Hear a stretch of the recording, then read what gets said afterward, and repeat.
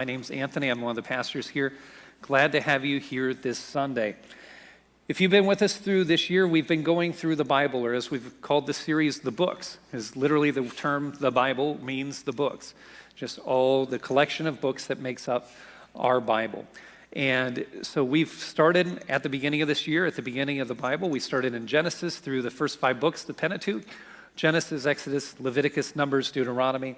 And those are essentially the story of how God started everything according to that, and then chose his family to then start a nation that would eventually bless the world through Jesus.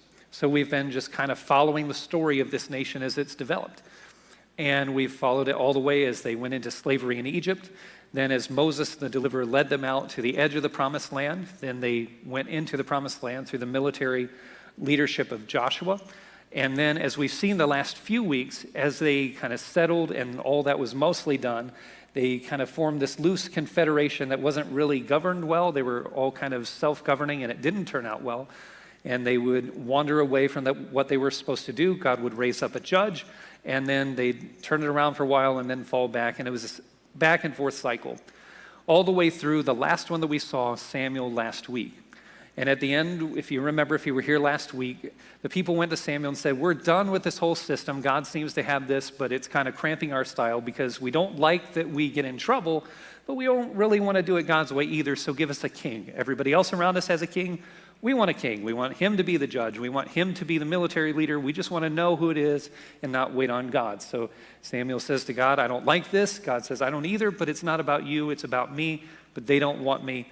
Give them a king, warn them what's going to happen.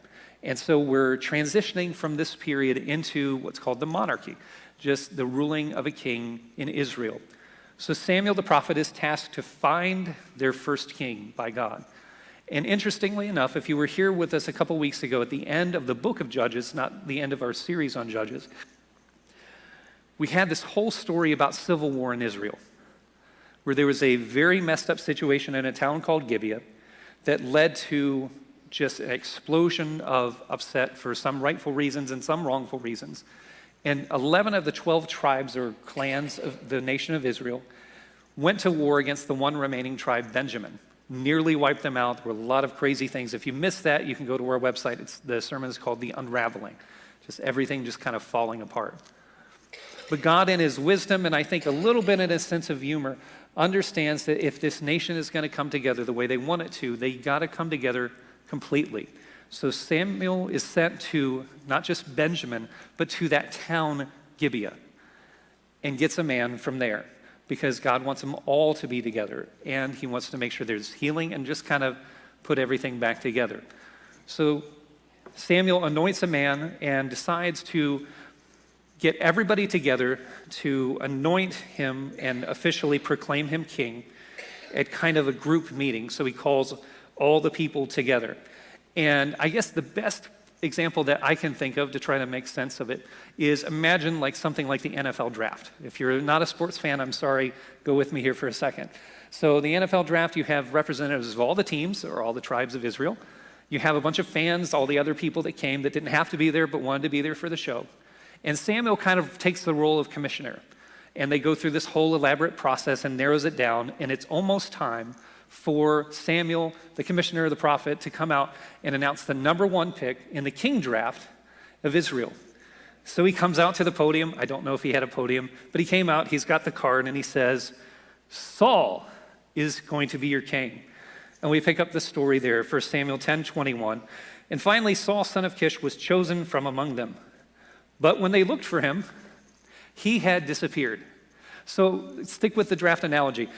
The pick is made, the camera switches to the green room where there's the couch and all the family's supposed to be there, and they hug and they do all this stuff, and he puts on the hat or the crown in the situation, but he's not there. And they look around and they can't find him. Finally, they get so desperate, they decide it's like a bad game of hide and seek that nobody wins, so they ask God and say, where is he?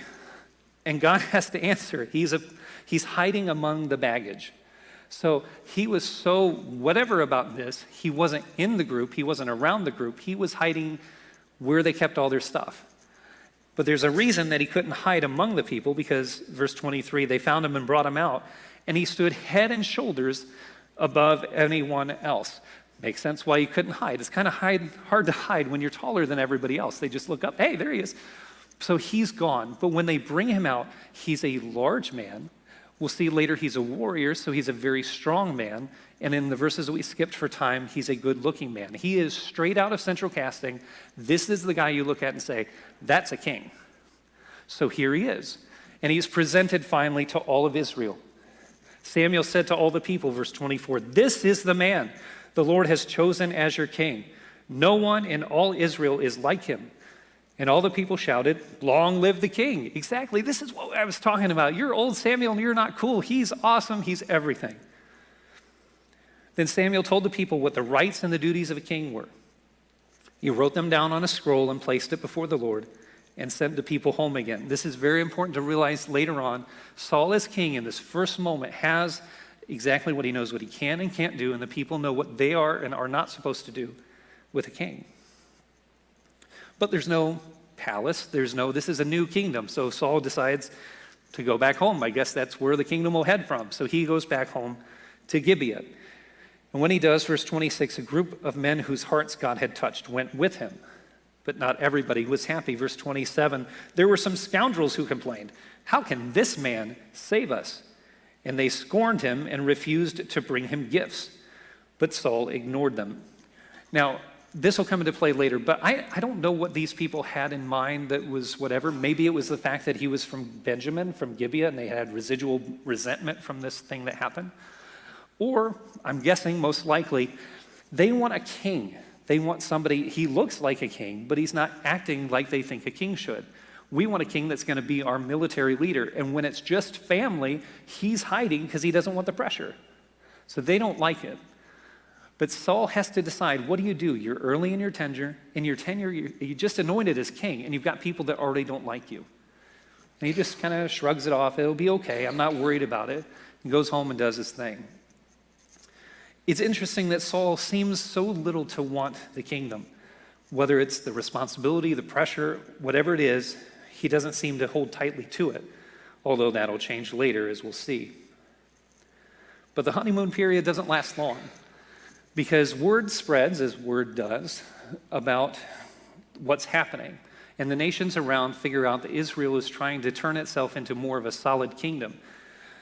So in chapter 11, verse 1, about a month after this, King Nahash of Ammon led his army against the Israelite town of Jabesh-Gilead. But all the citizens of Jabesh asked for peace. Please make a treaty with us, and we'll be your servants, they pleaded. All right, Nahash said, but only on one condition. I will gouge out the right eye of every one of you as a disgrace to all Israel. That's just weird. I've heard of sticking it in your enemy's eye, but it's a level that's a little bit too far for me. But apparently this was this king's thing. I don't know why he had a thing, but it was also, you can see that he's making the statement. He's like, I don't want to just beat you. I want to beat down everybody around you, and I'm going to show you and your new king, and all y'all are happy, but I'm going to disgrace all of you starting here. So they reach out to him, they respond and say, look, that's kind of strong. We were just hoping you'd tell us to pay taxes or something, but this is extreme. Here's our negotiation. Give us time. You obviously have a problem with all of us. Give us time to send word. Maybe somebody will help us, and if they don't, we'll do whatever you say, because at least I'll have one eye and be alive versus dead. So they give him the time, and the message is sent out. And it gets all the way to Saul and Benjamin. Verse 6 says, then the Spirit of God came powerfully upon Saul, and he became very angry. He took 2 oxen and cut them into pieces and sent the messengers to carry them throughout Israel with this message. This is what will happen to the oxen of anyone who refuses to follow Saul and Samuel into battle. And the Lord made the people afraid of Saul's anger, and all of them came out together as one. Side note quickly, if you remember that one I was talking about, this is kind of how that started too. I don't know what it was about people in Benjamin and Gibeah that had a thing about cutting things into pieces to send a message. It apparently was just a cultural custom that I don't understand. If you want to get me a message, just tell me. Don't come to my door with a hacked up piece of animal or something. I'll listen, I promise. But this is their thing, but it worked because they're all afraid and they gather together. They follow their king, And they get to the town. They send out word and say, we're coming. Okay, so the town says, good, people are coming to help. So they send message to the enemy king. And they say, you know what? Tuesday, 4 o'clock, we're yours. Come on by and we'll line up. I don't know if it was really Tuesday at 4, but you get the idea. They set a time. So meanwhile, that morning, Saul ambushes the enemy army and wins. It is everything they hoped for. Their new king, a month in, has defeated an enemy. They've rallied together. It's amazing. And as it so often happens, you get done fighting and you're not done fighting because you're still all worked up and you want to find somebody else to kill because you're excited. And so the people exclaimed to Samuel after the battle, now where are those men who said, why should Saul rule over us? Bring them here and we will kill them. Like, it's not enough. We're not just killing an enemy. We'll kill our own if they don't like it. Let's go. And Saul has a choice to make. Now he's in a position of strength. Maybe before he ignored them because he's like, I don't know, I was hiding. Maybe they got a point. But now he's won. Now he's in charge and everybody is willing to not just fight with him, but kill for him. What is he going to do? Well, Saul replies, no one will be executed today. For today, the Lord has rescued Israel. Saul says, look, guys, whoa, this isn't about me. This is about us as a nation. This is about something that God has done. I don't need vengeance. I've got enough because they know they're wrong. Look at what happened. God has done something. Don't worry about me. I can handle it. Worry about us as a nation. That's what God put me here to do. And I wish that was just the start of good things for Saul, but unfortunately, in a way, it's a highlight. Over the next few years, the kingdom takes shape. He solidifies his rule, has a family, gets to a spot where he has adult children. And though he's had this military victory, there's another enemy that they can't seem to quite overcome, named the Philistines. They were in a different area, and they were oppressing and had been for years. And they were just an overwhelming force that they struggled to cast off. So with all that's going on, Saul's son, Jonathan, his adult son, is a warrior, kind of like his dad, but he's a go-getter. Jonathan is not one to just sit back. So he decides he's tired of the oppression, and he's at least going to make some inroads into enemy territory. So he decides to attack a small force in a town and defeats them. He has a victory. But unsurprisingly, the Philistines are not very happy with this development because, all right, we've been on top of you, but maybe we're ruling a little bit too loose. Maybe you've got a little cocky now. You think you can do something. We're fine with you having a king, but now you're coming against us, so we're going to show you how strong we are. So the news travels, chapter 13. All Israel heard the news that Saul had destroyed the Philistine garrison at Geba. Actually, it was Jonathan, but the king gets the credit as always because it's good to be the king, I guess. And the Philistines now hated the Israelites more than ever. So the entire Israelite army was summoned to join Saul at Gilgal. But on the flip side, the Philistines mustered a mighty army of 3,000 chariots, 6,000 charioteers, and as many warriors as the grains of sand on the seashore. Now, obviously, I don't know what that exact number is. It's a lot, because apparently you can count to 3,000 chariots. You can count to 6,000 charioteers. But there's so many people besides that, you're like, no, I'm done. Sand on the seashore. That's like a number you just throw out when you can't. It's an uncountable number. And understandably, Saul and the rest of Israel are freaked out. They have some people who just decide, we're done, and they go to the enemy side. They have some that were supposed to fight with Saul, and they just hide. But meanwhile, Saul stayed at Gilgal, and his men were trembling with fear. Saul waited there 7 days for Samuel, as Samuel had instructed him earlier, but Samuel still didn't come. And Saul realized his troops were rapidly slipping away. So he demanded, bring me the burnt offering and the peace offerings. And Saul sacrificed the burnt offering himself. I have to take a minute to make sense of this. In their laws, their customs, their way of doing things, God had said there's certain rules of a king. We've seen that already. But the priests were the ones that were supposed to handle the burnt offerings. It was their job to do all these things. They were the ones who would offer it to God. It was done in a certain way by certain people. There were rules they had to follow. But Saul's sitting there and saying, I've got a battle to win, and I'm stressed because my men keep leaving me. Samuel said he'd show up today. He's not here yet, and I'm tired of waiting, and I'm stressed, and I'm just going to do it myself. But as often happens in that moment where you've been thinking about doing something, but you haven't decided to do it yet because you're not sure if you can get away with it, so you're waiting, and you finally, nothing's going to happen. So he does it. Well, sure enough, who shows up as soon as he's done? But Samuel. Verse 10, just as Saul was finishing with the burnt offering, Samuel arrived. Saul went out to meet him and welcome him, but Samuel said, what is this you've done? Why? Saul replied, I saw my men scattering from me, and you didn't arrive when you said you would. And the Philistines are ready for battle. So I said, the Philistines are ready to march against us, and I haven't even asked for the Lord's help. So I felt compelled. I had to. It's your fault, but I had to offer the burnt offering myself before you came. It's not my fault. I waited. You said 7 days. I know you're old. Maybe you didn't have your whatever today. You didn't have your insure. You weren't feeling energetic. You didn't set your alarm clock. But Samuel, you were supposed to be here. You didn't show up. I know that's what God told me. God told me to wait until you got here, but come on. The clock is ticking. People leaving. People ready to kill me. It's your fault. Samuel replies, how foolish. You've not kept the commandment the Lord your God gave you. Had you kept it, the Lord would have established your kingdom over Israel forever. But now your kingdom must end, for the Lord has sought out a man after his own heart. The Lord's already appointed him to be the leader of his people, because you've not kept the Lord's command. Now, this might be a warning. I'm not sure how seriously Saul took the exact extent of it, because his kingdom doesn't end immediately. But there seems to be some room in verses we'll get to later that maybe this is just God's warning and saying, look, I've got people ready to step in if you're not going to do the job right.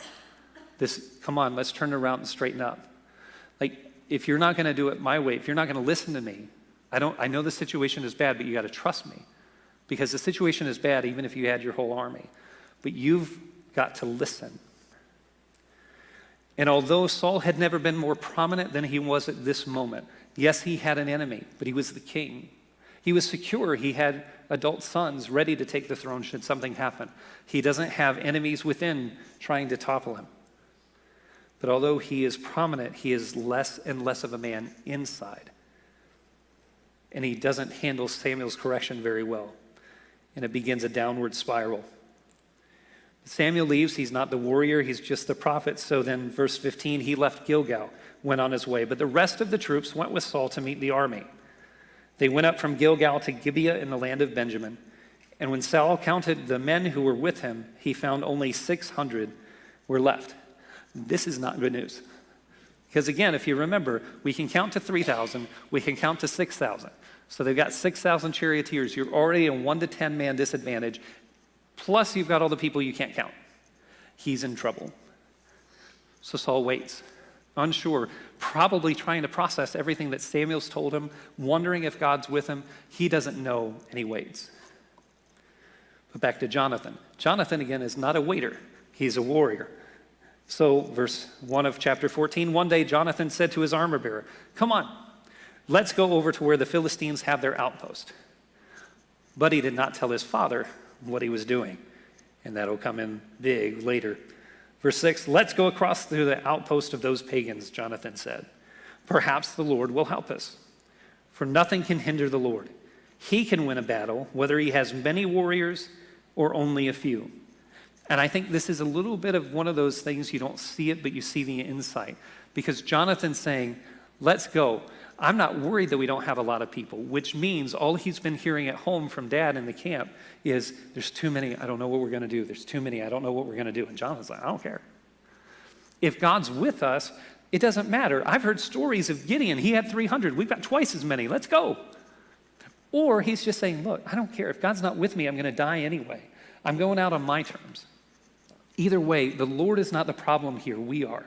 And if God is with us, we'll win. If not, we're in trouble. So let's just do this thing. So the two of them go across and they defeat this outpost. Well, it causes a panic in the camp because they know exactly where Saul's men are. And somebody has just defeated somebody else. They're trying to figure out they've got an enemy army. And so Saul finds out not because Jonathan goes back and reports, but because he sees something. Verse 16, Saul's lookouts in Gibeah of Benjamin saw a strange sight. The vast army of Philistines began to melt away in every direction. Call the roll, find out who's missing, Saul ordered. And when they checked, they found that Jonathan and his armor bearer were gone. It's probably a pretty quick thing when you've only got to count 600 men. It's like, nope, it's those two. So they found out. So Saul's trying to figure out what to do. He shouts to Ahijah, bring the ephod here. For at that time, Ahijah was wearing the ephod in front of the Israelites. That's a lot of words that basically mean this. Ahijah was essentially Saul's traveling preacher, his traveling priest. Samuel was the main prophet that was known as being the head guy, but Ahijah was, we'd call it a spiritual advisor to the king. And he had an ephod. It was a particular vest that they were supposed to wear, a type of garment that they were supposed to wear, this thing that signified their position as priest. And that was, he would be the one to go, if Saul needed to talk to God, he would talk to Ahijah, who would talk to God and give Saul the answer he needed to follow God. So that's what's going on. But, verse 19, while Saul is talking to the priest, the confusion in the Philistine camp grew louder and louder. So Saul said to the priest, never mind, let's get going. It's like, dude, what are you doing? The last time you didn't wait long enough, the prophet Samuel chewed you out and told you you were in trouble. Wait just a minute for God to answer. But he doesn't. Despite that, they win a victory, although it was one that would have been even greater except for a poor decision that we'll see by Saul. All the confusion, the Philistines are just divided.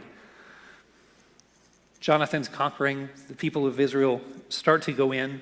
People who had turned and were fighting for the Philistines, now that they saw that, oh, maybe they're not going to win, they turn and start fighting for Saul again. People who were busy hiding, they come out and join the forces, so his force is slowly increasing. But the men of Israel were pressed to exhaustion that day, verse 24, because Saul had placed them under an oath, saying, let a curse fall on anyone who eats before evening, before I have full revenge on my enemies. Well, hang on a second, Saul. Why is this suddenly about you? Remember the last battle we went to, it wasn't about you. It was about the nation. It was about all of us. And you were just leading us. Why is this now? This is personal. This isn't about what's best for all of us. Saul, why is it about you? But they didn't question it, so no one ate anything all day, even though they all had found honeycomb on the ground in the forest. They didn't dare touch the honey because they all feared the oath that they had taken, except for one person who wasn't there, who didn't hear, who didn't make the oath, Jonathan. Because while Dad was all saying, this is my battle, he's like, he's fighting the battle.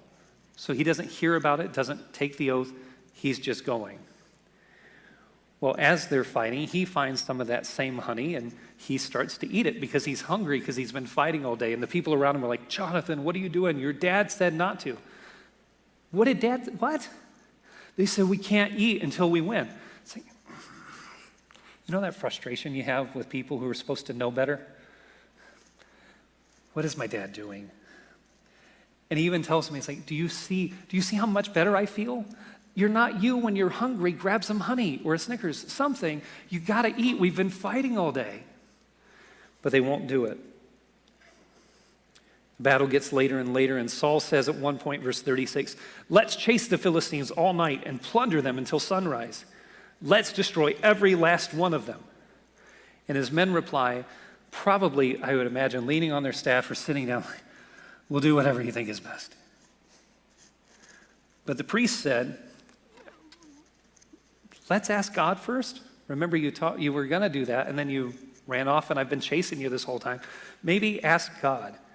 So Saul asked God, should we go after the Philistines? Will you help us defeat them? But God made no reply that day. And I don't think God is being like, you didn't want to talk to me earlier. I don't want to talk to you now. I don't think that's what God's doing, because God's bigger than that, and he's also smarter than that. Because God can see what Saul can't in this moment, that his men are spent. They're tired. This will not go well, because you can be winning But if you run out of strength, a win turns into a defeat. So God slows them down. Well, while everything is waiting and Saul's like tapping his sundial again, because they didn't have watches, it was a sundial. He's trying to figure it out, and eventually word comes out that Jonathan has done something wrong. So Jonathan gets called to Dad's office, or his tent, or wherever. "Tell me what you have done," Saul demanded of Jonathan. "And I tasted a little honey. A little honey. It's just a little bit on the end of my stick. Does that deserve death? Come on, Dad. Dad, come on. This isn't, your decision was not great, but we're not even talking a soldier here, Dad. We're talking me. Let's, Dad, talk to me, really." "Yes, Jonathan," Saul said, "you must die. Not only that, may God strike me and even kill me if you do not die for this."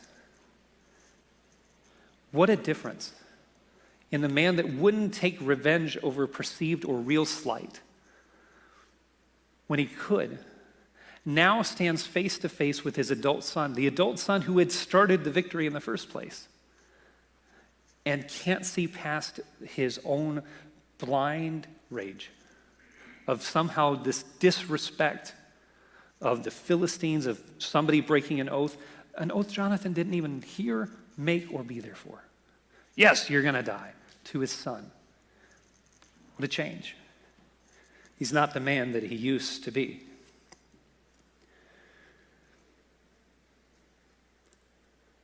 Verse 45, "But the people broke in and said to Saul, 'Jonathan has won this great victory for Israel.' Saul usually get credit, but now is the time. You need to know this is not about you. Jonathan did this. Should he die? Far from it. As surely as the Lord lives, not one hair on his head will be touched, for God helped him to do a great deed today." So the people rescued Jonathan, and he was not put to death. Saul has a lot of faults. We're going to keep looking at him. But Saul was wise enough to understand that you can't go to battle with an army that won't listen to you. So Saul called back the army from chasing the Philistines, and the Philistines returned home. Later, in a story we won't see today, this comes back to bite Saul, because he could have had victory, could have had an immense victory that maybe would have delivered them from the Philistines forever. But he has to stop because he can't see past his own self. But they have peace for a little while.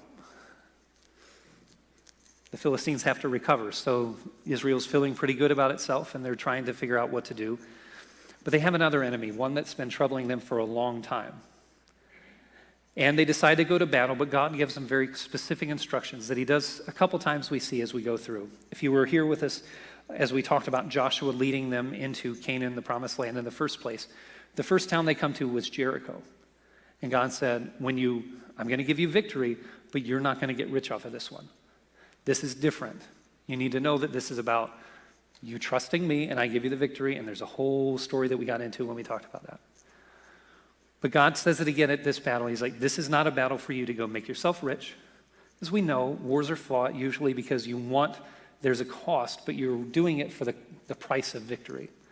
And God says, this is not a battle to make you rich, to make yourself famous. This is just dealing with a problem you got to deal with, so don't take anything home. Just leave it. You're not taking anything. So Saul takes his army, and they go, and sure enough, as God had said, they have victory.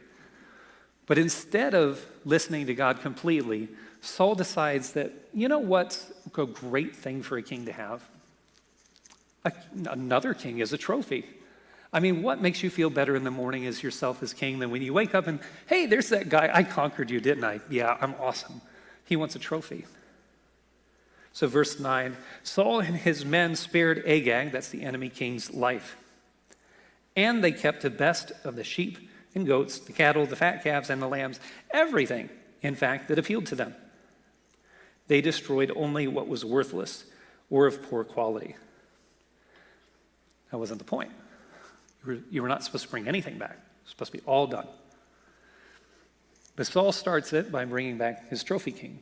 And the rest of the people, well, hey, if he's getting something, I mean, we did a lot of work. Might as well, at least, we're not going to take everything. We're not going to get rich. But I mean, a little cut's not going to hurt, right? Just, I mean, if I don't like it, who wants to lug a bunch of stuff home? So if it's no good, leave it. If it's great, take it. But God sees and says to Samuel, I am sorry that I ever made Saul king. For he has not been loyal to me and has refused to obey my command. And Samuel, as a good man that we've seen that he is, was so deeply moved when he heard this that he cried out to the Lord all night. And I can't imagine Samuel thinking, when I was a boy, I got a message from God at night, a message of judgment for somebody who refused to listen when God had given him multiple chances. I hoped I was done with those kind of messages, but now here he is as an old man hearing the same thing about this man Saul who he had invested in. So early the next morning, Samuel went to find Saul. And someone told him, Saul went to the town of Carmel to set up a monument to himself. Then he went on to Gilgal. Trophy kings, plunder, and a monument to his own greatness. So Samuel keeps on searching, and when Samuel finally found him, Saul greeted him cheerfully. May the Lord bless you. I've carried out the Lord's command. It's good to see you, buddy. Did everything God told me. It's fantastic. Thanks for your advice. Appreciate it. And I imagine that Samuel did something that's not dissimilar to those of us who have had to deal with kids. And when you have kids, whether they're your own or ones that you're watching, and you go in a room and they're excited to see you. I mean, not excited. They are way too excited. Hey, I'm so glad you're here. Don't go in that room. I'm glad you're right here, right now. It's good to see you. Yeah, everything's fine. Nothing got broken. I mean, nothing. Everything is fine. I think Samuel just takes a moment and he just like, that head tilt you do when you're listening? And you hear something that you shouldn't hear, and then you make eye contact and you stop for a second, you're like, Samuel says, okay, well then, what is all the bleating of sheep and goats and the lowing of cattle I hear? What about that? And Saul says, well, it's true. I mean, the army, those guys. Well, they spared the best of the sheep, goats, and cattle, but they are going to sacrifice them to the Lord your God. We've destroyed everything else. Good news, Samuel, I know it wasn't exactly the way you said, but hey, remember you're the priest, right? You love God. You love all the sacrifices. It's kind of how you get your pay. That's how God has set up the system. You get a little cut because great news, you're about to have a great offering this Sunday. I mean, it's going to be fantastic. There's going to be so much. Isn't that awesome? I mean, all the stuff that you wouldn't have liked anyway. I mean, horrible. You wouldn't have liked it. We got rid of those, but we got all the good stuff. Win-win. And as he's in the middle of this pre-rehearsed, probably, thing, Samuel looks at him and says, stop. I hate that. You ever have a really good story? You've worked on it the whole time. This is like, I know, they're going to say this, I'm going to say this is how it's going to go, and you've got this whole script rehearsed and you're doing it, you got a straight face, and then he's like, stop. Listen to what the Lord told me last night. I imagine Saul's face fell. What did he tell you? And Samuel told him, although you may think little of yourself, are you not the leader of the tribes of Israel? The Lord has anointed you king of Israel. Saul, you keep telling me about the army, them, the people, everybody else. But you're the king. You're the leader. You're in charge. What you do matters. How you lead matters.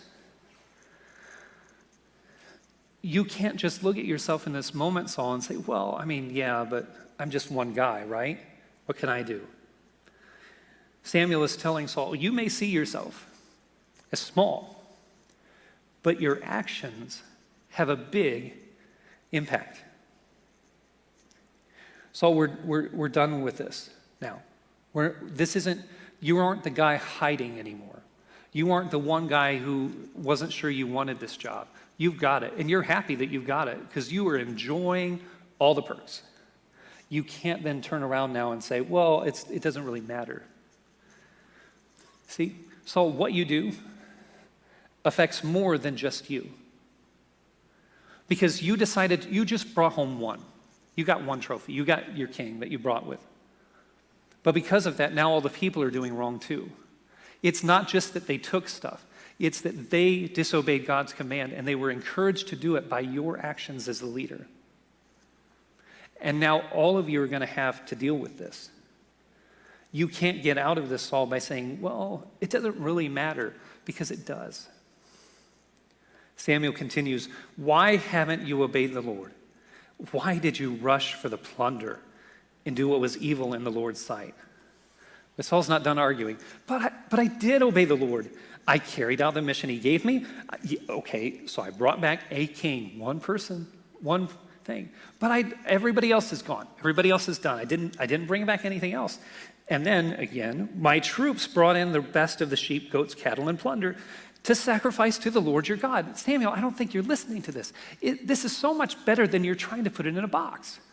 Yeah, I didn't do exactly everything you said, but I mean, again, I get a trophy king, just one. That's all I wanted. They get a bunch of things. They feel successful. Don't you want people to feel good about themselves? We're going to sacrifice them. You're happy. God's happy because he loves the sacrifices. Everybody wins. Why are you so hurt? Why are you so bummed about this? Can't God just be happy for me? Can't he just do what I want? And if I don't do right, I'll just give him a nod to make him happy. After all, doesn't God want us to just do the rituals? He wrote a whole book telling us how to do the rituals. I got in trouble because I tried to do the rituals. I'll just do more rituals and make him happy. What could be better than that? But Samuel replied, what is more pleasing to the Lord? What do you think, Saul? What do you think makes God happy? Your burnt offerings and your sacrifices, or your obedience to his voice?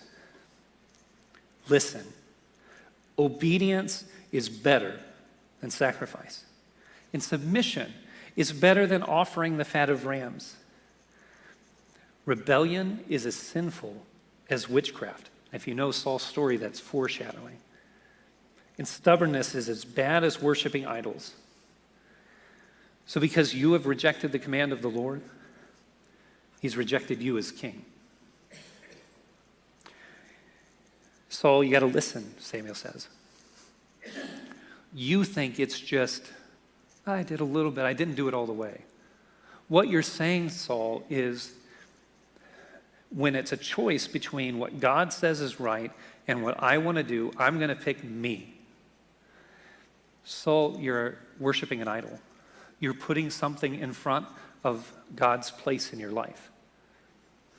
You don't think it's bad because you're not going to take all these things and sacrifice them to another God, but you've already sacrificed something to another God. That God is you.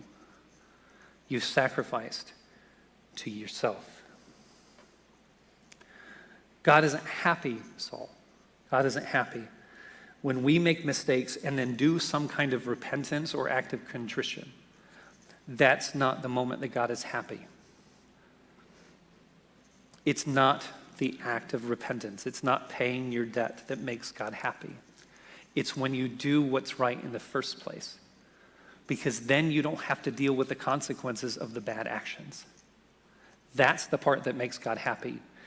Yes, repentance makes God happy because it's when you decide to stop doing that and come back to him, because he knows what's best. He knows what's right, and he loves you and wants your life to go well. Not that it's easy or perfect, but he doesn't want you compounding the difficulty of life with the consequences of bad decisions. Then Saul admitted to Samuel, yes, I've sinned. I have disobeyed your instructions and the Lord's command. For I was afraid of the people and did what they demanded. But now, please, forgive my sin, come back with me so that I may worship the Lord. But Samuel replied, I will not go back with you. Since you have rejected the Lord's command, he has rejected you as king of Israel. He repeats himself basically at the end. Saul, I don't think you're listening. It's over. God's done. This isn't you get another chance. God's a God of second and third and multiple chances, but you're done. Not as a person, not as the love of God, but your position as king, it's coming to an end. And you wonder why, though? Why won't Samuel go back? Because, every Sunday in church, right? We talk about if you've gone away from God, come back, he loves you. But Samuel doesn't go back. Was it because God was done or because Saul hadn't quite gotten it right? We're going to see in a moment that Saul's biggest desire was not in this moment to honor God, but to keep his own honor and his own position in the eyes of the people. Because you see, if it becomes public that Samuel's not happy, perhaps his kingdom's in danger a little earlier than he would like. And before we read these next couple verses, I want to restate in our minds so we know exactly the weight and the gravity of this next moment. I want you to remember what we've seen about Saul already. He's a very, very large man, head and shoulders above everybody else at one point. He's a warrior king in the prime of his life. He is incredibly big, incredibly strong, and incredibly powerful, not just physically, but politically. Samuel's life in the physical realm depends on Saul's mercy because he's the king. He could kill Samuel. It may not go over well, but who's going to challenge him? And Samuel, by contrast, is an older man. He describes himself as being old and gray-haired. He's tired, not as big and not as strong as Saul. And so in this moment, Samuel is done trying to convince Saul of his errors. He goes to turn away. Verse 27, but as Samuel turned to go, Saul tried to hold him back and tore the hem of his robe. Picture this. Big, strong king grabbing Samuel's robe to keep him as Samuel fights to pull away, and their struggle is so intense that his clothes tear, which would have enormous significance that we don't have time for. And probably feeling the pressure and the emotional weight of that moment and the stress of what's this guy going to do to me, Samuel turns around and says to Saul, over the ripping of the clothes, the Lord has torn the kingdom from you and has given it to someone else, one who is better than you.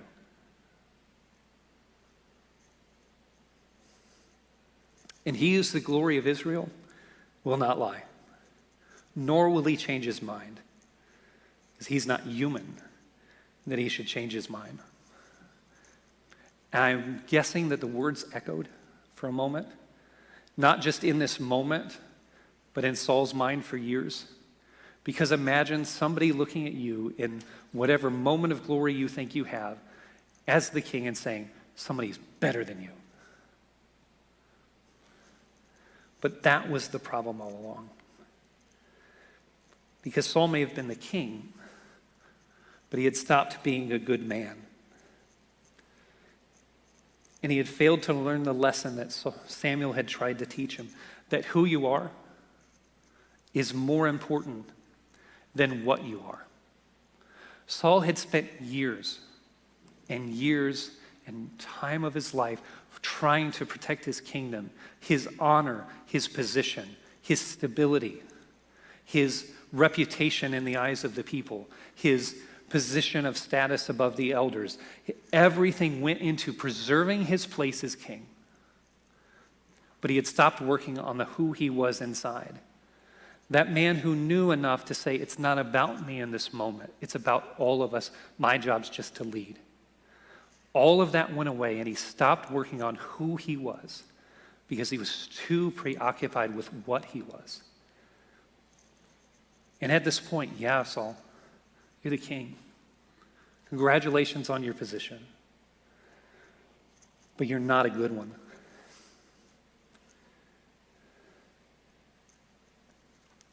Saul doesn't get it, though. Verse 30, Saul pleaded again, I know I've sinned, but please at least honor me before the elders of my people and before Israel by coming back with me so that I may worship the Lord your God. Fine, I don't care. I don't want to be good anyway. I just want to be who I am. Just at least give me that. So Samuel finally agreed and went back with him, and Saul worshiped the Lord. But I'm sure it wasn't a good entry. I mean, I don't know how many or few people were around, but I'm sure they weren't walking back in and looking all happy. Saul may have been trying to put on a good face, but you could see the stress in his eyes. And Samuel looks defeated, and his robe is torn. The whispers around the camp must have been crazy. At this moment of celebration, those two don't look happy. We find out in verse 35 that Samuel never went to meet with Saul again, but he mourned constantly for him. And the Lord was sorry that he had ever made Saul the king of Israel. Saul struggled with insecurity, mentally, emotionally, relationally. I mean, he was really ready to kill his own son or some ridiculous slight. And spiritually, he was never able to rest in what and who God had made him to be. And because of that, he could never rest easily and trust God's purpose and direction. It's what honestly, ultimately took him from being a promising hero to a petulant king. And as we'll see in the weeks to come, a pitiful villain, a side character to a greater story. Why? Well, he failed to learn two important lessons that Samuel the prophet tried to teach him. First was this: what you do affects more than just you. It affects you. It had an effect on Saul's life, but it affected everybody around him. It carried over. And we understand this. We live in a world that we experience the collective consequences of our own bad decisions. If you don't live by yourself, even if you do, but especially if you live with other people, you experience together the collective consequences of your decisions. We know this, that what we do affects more than just you. But Saul forgot that there's the flip side to that the good things that you do can affect more than you as well. When he was a good king, it turned out well. But he forgot, and he became so self-centered and worried about himself that he forgot that his actions mattered. And he forgot that who you are is more important than what you are. And again, we understand this, we know this. None of us want to get to the end of our lives and have people say in memorial of us, I mean, they accomplished a lot. I mean, they weren't really a good person. Nobody liked being around them, but they did a lot. I mean, you could say that for them. If that's the best people say about us at the end, it's not a full life. It's not a complete life. We wouldn't be happy at that moment with that. But you know what you can live with? Yeah, he never made it everything that he had hoped to be. But I tell you what, he was a good dad. She was a good mom. They were a good spouse.